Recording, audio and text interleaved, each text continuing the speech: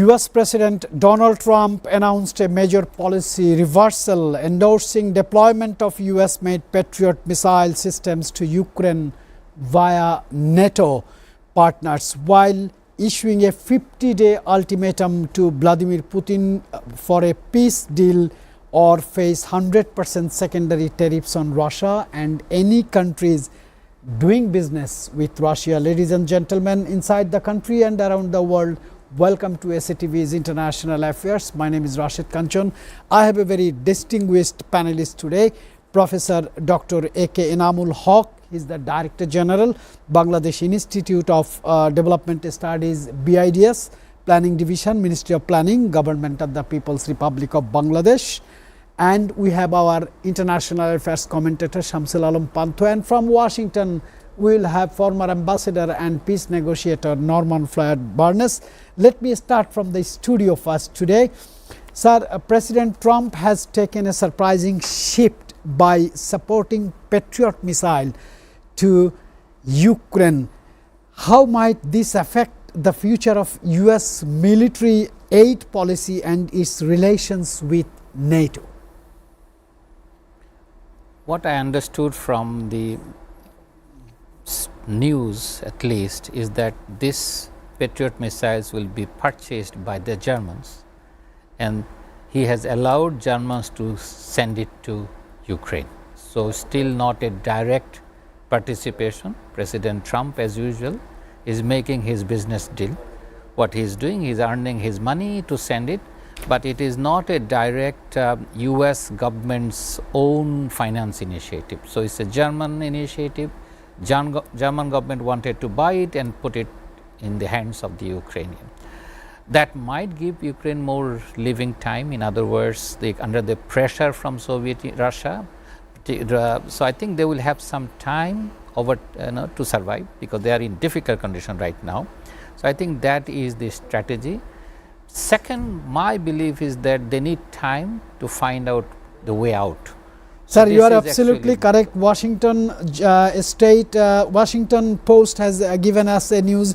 The US and NATO have agreed that European allies will purchase US weapons, including Patriot systems, to equip Ukraine, while Trump warns of sweeping 100% tariffs and tougher sanctions on countries supporting Russia. Especially they mean China, India and Brazil. Our international affairs commentator has a take on this, then I will go to Washington. Thank you, Mr. Kanchan. It's a warm welcome to Dr. A.K. Enamul Haq for being here today, and good afternoon to our viewers. Well, you mentioned Donald Trump. Let me give you the latest that we have. Reports suggest that a telephone conversation took place between Volodymyr Zelensky of Ukraine and US President Donald Trump, in which Zelensky had asked Donald Trump whether he should target Moscow. Of course, the story is still building. We know that Donald Trump announced a secondary 100% tariff on Russia. So this is just to show that he faces competition from another global organization or a global group, the BRICS summit that had taken place. Even afterwards of the summit, Donald Trump had said any country that aligns themselves with the BRICS shall face an additional 10%. So it's fair to say that the world is going to see a trade war escalation in the coming days. So let us go to have the comment from Norman Floyd Barnes from Washington DC. Norman, good morning. You are hearing the comments from both of the gentlemen here in the studio, and I have read out the news from Washington Post that Donald Trump is actually trying to sell his Patriot missile, including other weapons, to NATO's countries. And Professor Enamul Haq says that Donald Trump is trying to trade the weapons, not to save the Ukrainians. What is your comment on that? It's a huge comment. Yes, good morning from Washington, D.C. The interesting part of this is that we are facing a new kind of war. We have trade, weapons, but basically it's a psychological war. The the ideal. I mean, I want to let y'all know that the U.S. is selling weapons to EU. Meaning, how this thing's going to work is that Germany, you mentioned Germany, and other countries are going to send their existing weapons to Ukraine, okay, to be utilized. The United States is going to restock the European countries that has sent their weapons there. Now, here's the catchy point. It takes, let's look at the Patriot missile. It takes 3 to 5 years to build one of these type of weapons. 3 to 5 years. The other weapons, a little less of time. But basically, this is a economic empowerment type of thing. Our defense contractors are making money. The government is going to make money. European people, the European government is going to basically pay for these weapons, and at the same time, Ukraine is going to utilize this. Now, my question here is now, during this 50-day period, we got 50 days. What's going to happen? Mr.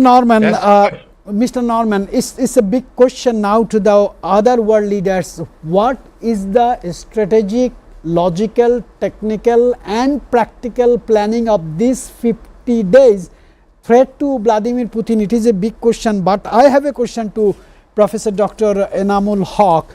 Trump has threatened 100% tariffs on nations trading with Russia, and he clearly mentioned the names Brazil, India and China.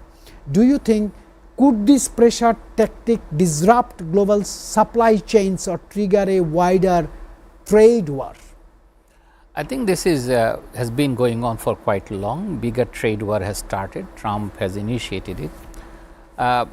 And right now with this, my feeling is that he is basically targeting BRIC countries, because BRICS is either you can say coming up as a new powerhouse, or you can say as a disruptive powerhouse for the West. Whichever you say it, I think the strategy is to threaten them. To me, it's a negotiating strategy. They are going to negotiate on it. This is a threat. But the handling of these is not big. Why I'm saying it? Because South-South trade within BRICS trade and BRICS with Asia has been rising. So given the split of the world and given the uncertainty particularly in the policy of the United States government, nobody knows where to go. So a lot of these countries will stay together, they will be quiet and want to see what happens. Now remember, every countries are creating their own powerhouse. We are theoretically going through a global transitional phase, global transition of power, and you can see it. West at one time won, now Europe and US has already split on their strategies. If you look at China, they are also becoming another major player, and countries are all dependent. If you want to buy anything, you will find out products are coming from everywhere.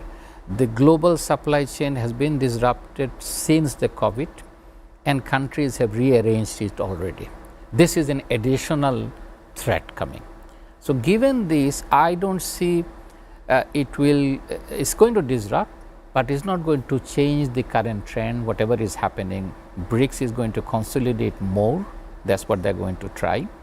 And remember, the world economy is almost half and half in the West, half in the East.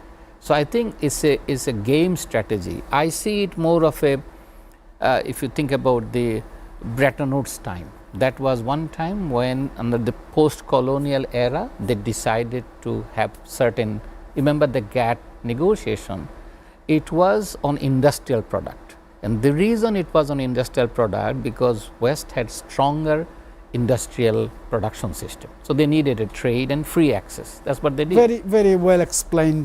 So right now we are pushing into a different direction because others have become powerful. So this is a global transition, and this transition will have a cost, and some people will benefit, some people have a cost. Everyone has their own strategy. That's why academics are so popular to the audience. They're the most listened speaker. Sir, despite prolonged conflict, the front lines in Ukraine remain largely static. My question is, do you foresee any diplomatic breakthrough, or will the conflict slide into a frozen war? I just want to use the new term frozen war. Well, thank you, Mr. Kanchan. You talked about a diplomatic breakthrough here. The only diplomatic breakthrough between Russia and Ukraine war that's been lasting for the last 3.5 years would be when Ankara chose to sit both parties down and the prisoner swap exchange had happened, which happened last month. But let me give you what happened even last night. Escalation of missile and drone attacks had taken place. Russia launched a heavy barrage across Ukraine, especially Kharkiv, with at least 2 civilians killed and widespread infrastructure damage. Let me make sure you also take to note this infrastructure that's been damaged in Ukraine. Much of the NATO leadership, especially Italy, is playing a key role in rebuilding and reconstruction of Ukraine post the war with Ukraine and Russia. However, right now the term Donald Trump, as you know, he takes his liberty to give open-ended statements in front of the American media, which then we in Asia, we do pick out. Of course, Donald Trump is the one who will be now supplying arms to the NATO nations for them to be compelling Ukraine to fight this ongoing war. However, let me give you a breaking news from America. The House Speaker Mike Johnson breaks away from Trump with other Republican forces and calls upon the Department of Justice to release all there is on the Epstein case files. Of course, Republicans are pressuring the administration to move forward for further transparency, as even Donald Trump had been mentioned in this scandalous event. So here is a breakthrough, Mr. Norman. I think you will respond to our international affairs commentator Shamsul Alam Panto, what he has given about the internal division or internal debates going on inside United States. But I want to add one thing. With NATO arming Ukraine through European purchases of US weapons, especially Patriot missiles, is the alliance entering a new Cold War phase with Russia?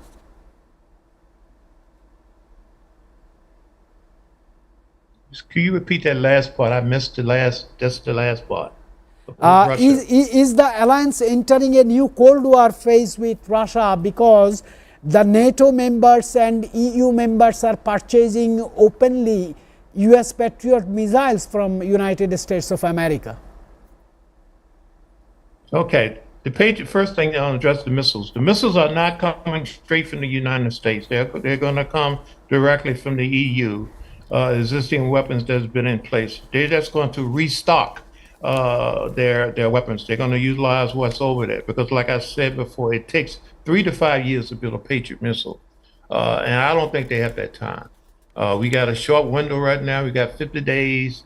They have to respond, do something. So they're going to be critical that they use what they have. The EU has agreed to pay for a restocking new version of the weapons for the utilization of the ones they have right now. So it's a bait and switch. I'm using this to go in the field, and you're going to replenish me at cost for this, a basic business deal. We have a business deal on this. And do you have any comment on? Do you have any comment on the debate going on in Congress and Senate in both the houses? Yes, it's a division. This is a very astonishing revelation. The Republicans and the Democrats, believe it or not, they are in agreement. 50% of the United States, 50% of the people believe that these documents should be released, both Republican and Democrat. So they're putting pressure on their lawmakers to have the Trump administration release the documents. The president has instructed the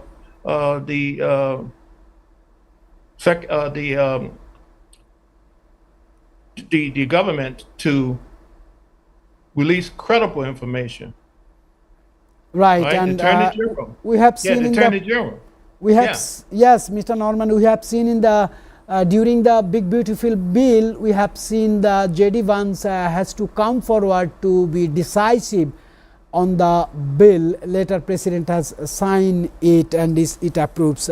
Let us come back to Middle East issues, especially Gaza's humanitarian crisis continues with over 58,000 reported casualties, I mean fatalities.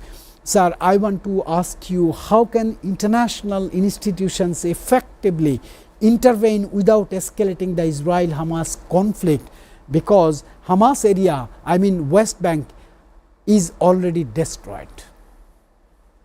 Yes, Gaza is almost destroyed. This is a really sad event for humanity, because you see 58,000 people killed over the year.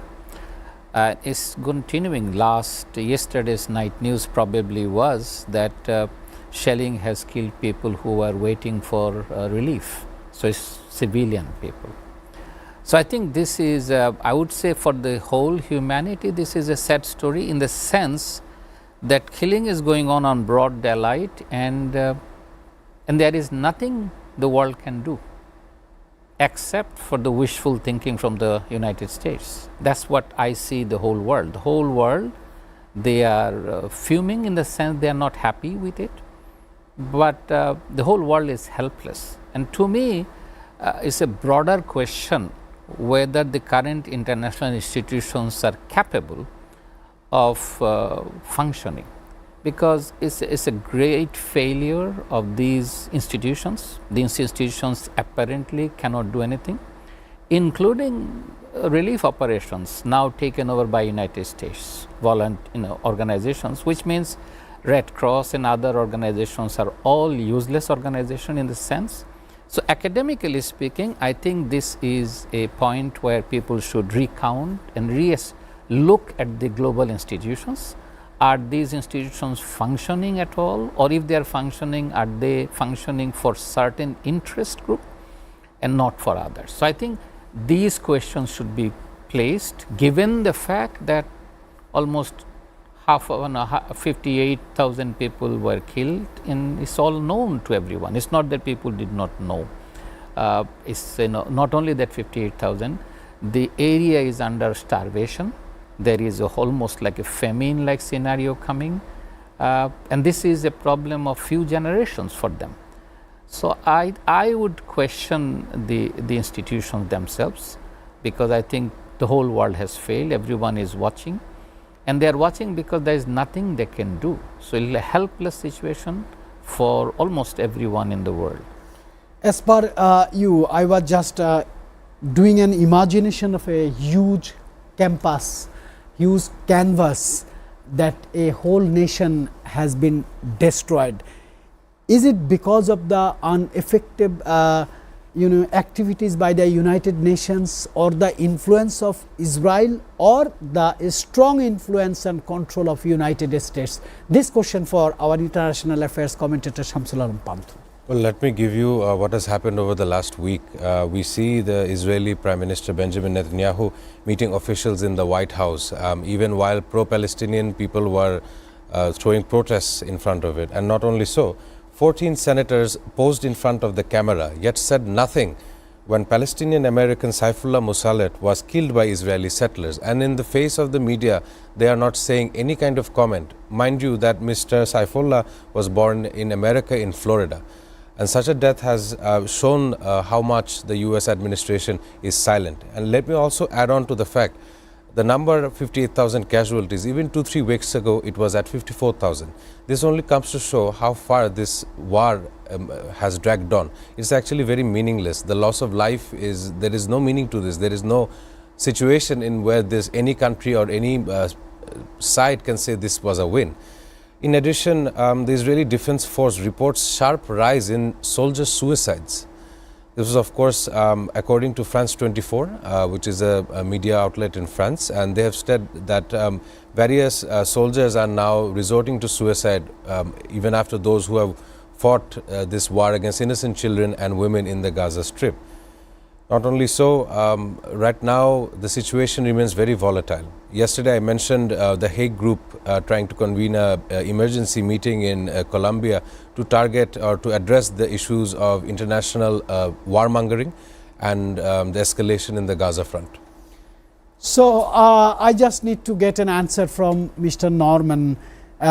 See, without the help of United States, Israel is a tiny country in Middle East surrounded by so many Arab countries, but with the help of and direct cooperation of United States to Israel, Israel is the tiger in Middle East. They have lot of influence to United States.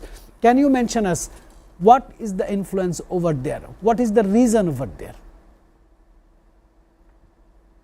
That is a very intriguing question. The state of Israel. Israel is not a country officially.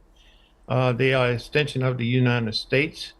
They are the one that's in the region that represents the Western's philosophy and the platform. The United States has great influence to them. They supply them with great resources, backing, support, and everything else like that. However, the prevailing viewpoint with the American people again is negative.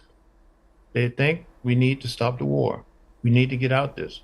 We need to come to a two-state solution so the whole area can be stable. Until that happens, this is not going to end. They are committing genocide, and this can't be tolerated on the world platform. We have to recognize what it is. This is genocide. Yeah, thank you very much for recognizing these activities as genocide. Let me come back to studio again to Professor Dr. A.K. Enamul Haq. He is a very experienced senior professor. Sir, news says Iran is expanding enrichment at undeclared nuclear sites. Is there any realistic path back to the diplomatic nuclear agreement, or is confrontation inevitable again? I don't think there will be direct confrontation, because as I said, like the whole game plan that you see around the world is a transitional game plan. Anytime power shifts, either there is a direct war or there will be indirect war. So, this is a power shifting transitional years, probably another 10 years we will have this. So, to me in the next 10 years will be volatile years for everyone, because the Western power realized that we have to agree that there is a Eastern power growing. So, that realization created all this, so that how come you can hang on to this. Once it is over, the world will come to a steady state, but until that happens, there will be volatile scenario over it. Iran is doing this. Obviously, Iran has its own reason, and it's clear within the Middle East conflict they have their reasons for it. Whether they will make a bomb officially, yes or no, that's to me immaterial, but they want a capability for them to do this, and is being supported by Chinese and Russian. So, if you look carefully, it's a global war, and it's not going to end up. Now, this is the better phase of the world in the history, because now everything is known. If you do something, satellites are tracking. Previously, it was not known like this. So, that's why I don't, that's number one. Number two, during the Second World War, whatever we say it, either it's a European war or Second World War, whatever we say it, that is the time when there was a colonial ruling. So, the whole world got into the war because they were colonial. As British engaged? Exactly. So, that's what they did. Right now, the world is with a lot of independent states. You can see the Gaza. Everyone is feeling the pinch, everyone is feeling bad things, but they are not basically participating. Same thing will happen. If there is a larger war, it will be localized war, proxy war, and that will happen. Now, if you are powerful, you are safe. Under this scenario, if you look at it, every nation will say that we need to acquire power. Which power? either nuclear power or drone power, whatever power you define it, or missile power, and the countries will say that is the only solution, because the order of the world, the peaceful order of the world has failed. The United Nations has failed to contain conflict. That was their primary job. It was created to contain conflict.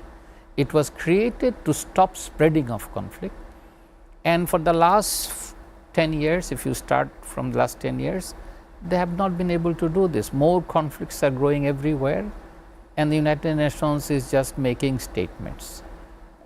So there is either you need a full reform of the United States, United Nations, or you need to wait for a global transitional phase to complete. So it is very loud and clear that United Nations has become a toothless, backboneless, nailless organization. Only condemnation. Sir, related to this question, I just have a short question to you.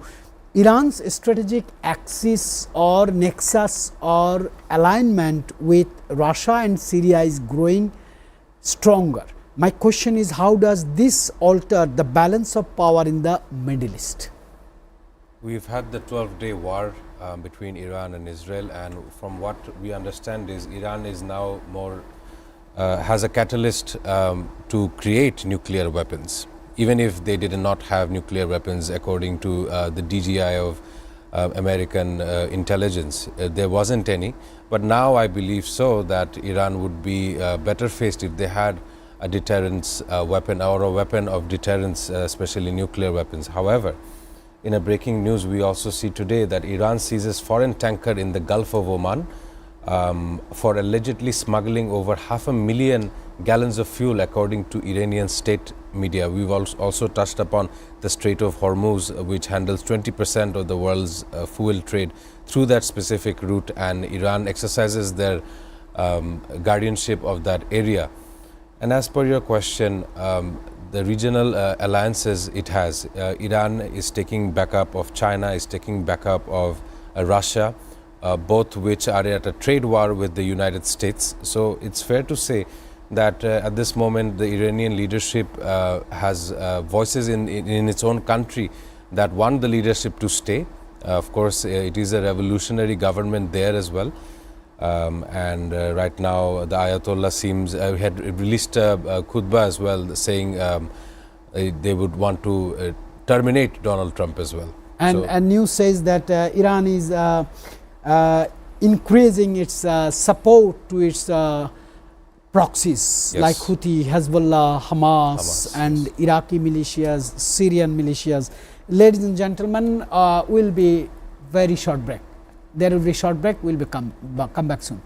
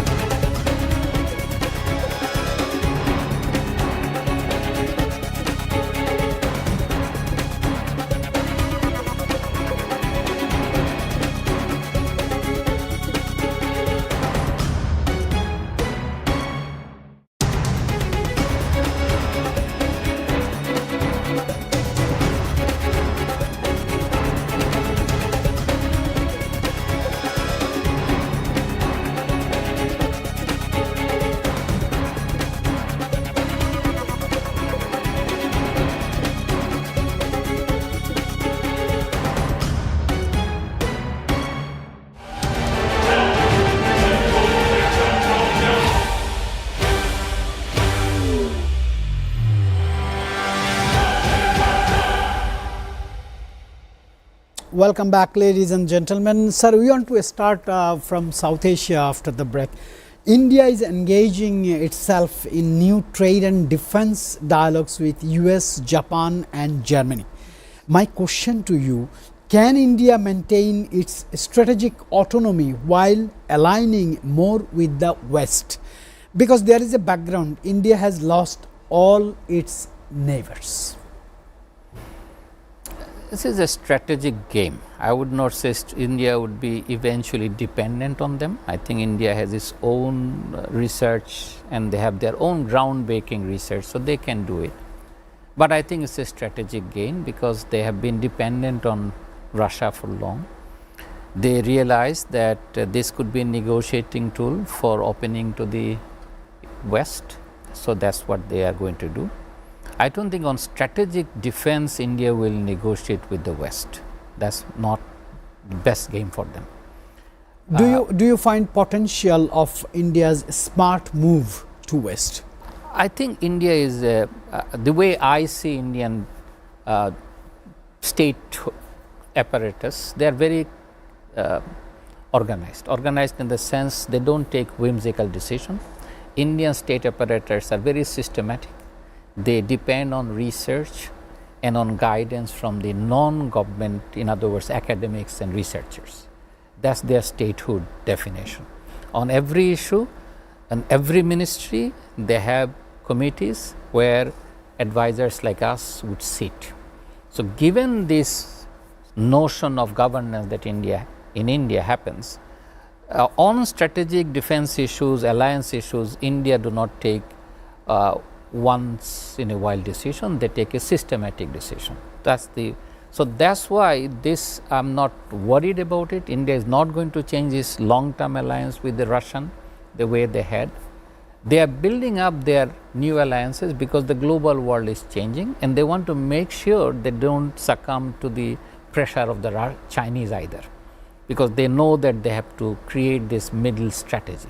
So I see this as a strategic opening for them, so that China also gives some concession to India in their negotiations. So I think that is how I see it, rather than seeing as a moving away from their traditional defense pacts with Russia. It's a good point, but I have a debate on India's foreign policy regarding its neighboring country. I want to do a direct question to our international affairs commentator. How do you see this? India did not maintain good relationship with China, Afghanistan, Pakistan, Nepal, Bhutan, Maldives, Sri Lanka. Even last 11 months we have seen how dirty politics they are doing against Bangladesh. That means they have lost all their neighbors as an allies country. Even they are not interested on SARC. My question is to you, how do you see their move to the West? Let's look at your question. How do you see the moves to the West? They are now valiantly depending on the West for various sectors. Not only so, if you look at India and its neighbors and all of the neighbors mentioned, one of them would be Pakistan, and they faced off Pakistan for almost a 2-week event, and the 4 days of continuous firing had taken place, and of course Donald Trump had called in for a ceasefire. But what was behind the reasons for going into this escalation? The Indus Water Treaty, which had come to a stall where India said we shall not be sharing our waters with Pakistan, and such a retaliatory comment had given space for an escalation to take place. Now, the foreign ministers of each and other countries were meeting at the foreign minister SEO Cooperation, the Shanghai Cooperation Organization, in which it would be the first time ever since the escalation that Pakistan's foreign minister Ishaq Dar had met India's foreign minister S. Jaishankar, in which they talked in the sidelines of the meeting, and they looked at to combat the three evils, which was terrorism, separatism and extremism. Of course, it's still a very early to say how far much it will build up on the existing issue of the Indus Water Treaty, but it would significantly show that the diplomacy is once again being used in order to address such a problem. And it would also be India's first high-level meeting in China with the Chinese counterpart Wang Yi as well, after the post-Galwan clash. So they've had their clashes with their neighbors. Now they're looking at a much more diplomatic standpoint, how they can start addressing these issues. However, you see the Western issues coming in again in Asia. We've got Japan, an ally of the West. We have South Korea, an ally of the West. But on the other hand, we also have Taiwan, an ally of the West. All of these nations are all Asian countries as well. But all of it is to control China's dominance in the region. And of course, right now it would be far too early to say whether India wants to have another escalation. But the tensions remain an all-time high. And it wouldn't be not normal to not see another escalation in the coming months as well. According to the Western newspapers this morning, I find one headline is common, sir, that tariffs are once again being used as diplomatic weapons. This is the headlines in UK, in Germany, in France and many other European countries this morning I have seen. My question is this a sustainable policy or does it risk global economic fragmentation? My feeling is that given the current state of the world, it's very difficult to separate each other. So the world economy will not separate. What they're fighting for is the dominance. The dominance has to change. So as I said, if you go to the history, you will find out when the whole world was not industrialized, we had a non-tariff reduction agreement, GATT agreement, because Western world realized that they will be protected against if they are entering into any countries like us. So we were raising high tariff wall and they said let us have an international agreement. Over time, with the green revolution, with the agriculture expansion, we have also become major agriculture producers. We means the Eastern world, the developing countries. The West in 1985 predicted it and said let us come up with a global trade war and free trade. So remember, WTO was established. Why it was established? Not that China proposed, not that India proposed, not that Bangladesh proposed. It was proposed by the West because they see another power coming. So WTO came. Unfortunately or fortunately, compared to the United Nations, WTO was formed with a different strategy.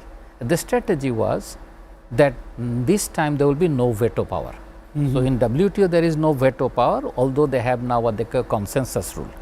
But based on this, the world has moved. Not only that, United Nations never had a mandatory compliance court, and now they have an arbitration court. So these were all new era. And once this was established, the gainers are China, the gainers are India, Bangladesh. Remember, we all gained out of the WTO. This is a phenomena the West is facing, that now the world is out of their hand.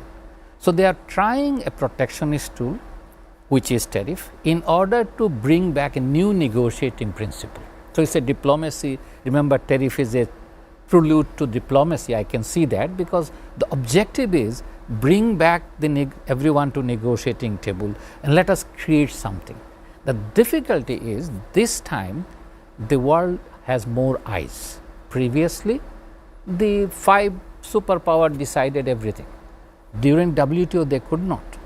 And I'm pretty sure next phase of diplomacy difficulty will be even much more difficult. So best strategy for the whole world would be to cooperate and come up with a strategy that will benefit all.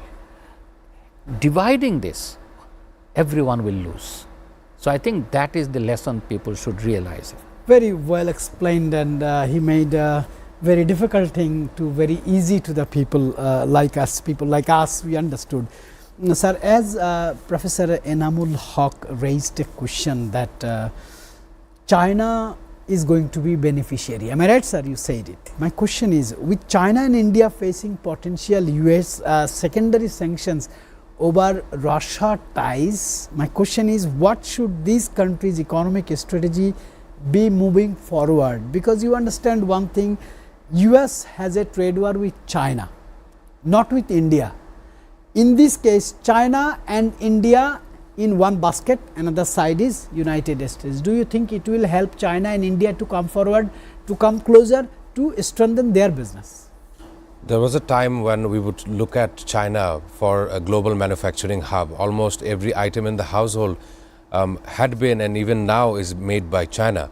However, such a shift had also made sure in India as well. India had started producing mobile phones, a lot of the appliances, even cars, Japanese branded cars. Suzuki took it into India, and India had produced cars as well. So it comes to say that India is now becoming another like a Chinese economy. It is becoming more dependent on exporting its national manufacturing items.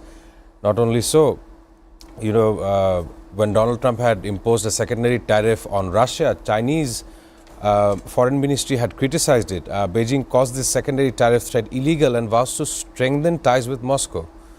So not only that, and it has labeled the American secondary tariffs as illegal unilateral sanctions and asserting that they violate international law and World Trade Organizational norms. So this is right now and effectively a trade war. Today is July the 16th. We still have 14 or so days up until August 1st before understanding what kind of trade shift or a new world order would be starting from August 1st. And there will be a lot of events to watch, and we have to keep deep observation on that. I was waiting for the reconnection with Mr. Norman Floyd Barnes at Washington. Mr. Norman, I prepared one question for you, which was, you know, China continues to back Russia economically, but distances itself diplomatically. I want to repeat it. China continues to back Russia economically and distances itself diplomatically. My question is, how does China balance this dual approach amid growing global scrutiny on China?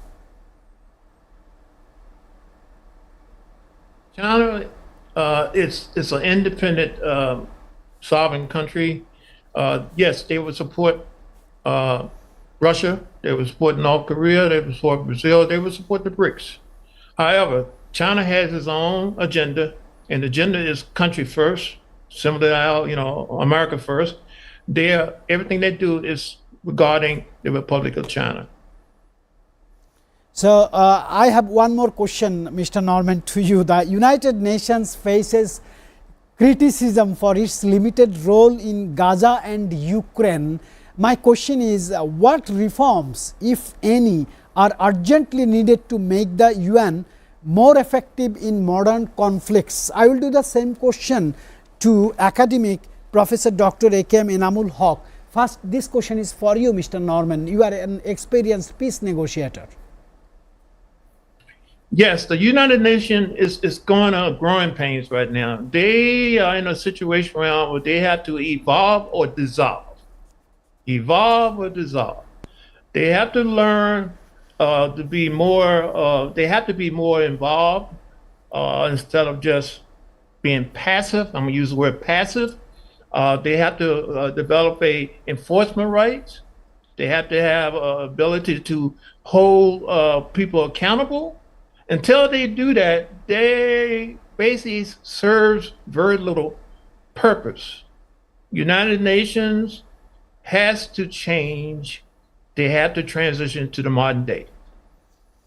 Thank you very much, Mr. Norman Floyd Barnes, for your enthusiastic and thought-provoking contribution to us. I really appreciate your participation. Have a great day, Mr. Norman.